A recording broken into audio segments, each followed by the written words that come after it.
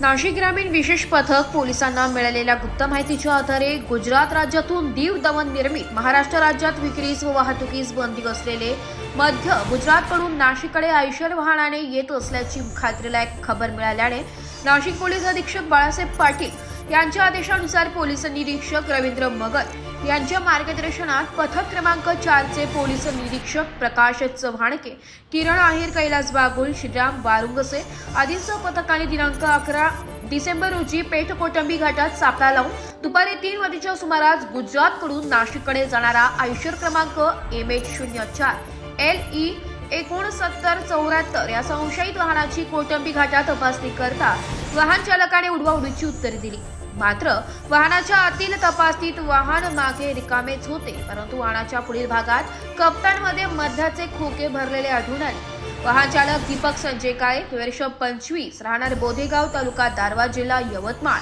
याच पोलिसांनी ताब्यात घेतलाय. या विदेशी दारू दमन निर्मित whisky McDowell number 1, Royal Challenge, Royal Special Premium, Royal Stag, John Martin, DSP Black, Eicher वाहन, मोबाईल फोन असा किंमतीचा अंदाज 28,55,440 रुपयांचा मुद्देमाल पेठ पोलीस ठाण्यात जप्त करण्यात आलाय. ब्युरो रिपोर्ट, नाशिक लोकशाही न्यूज, नाशिक.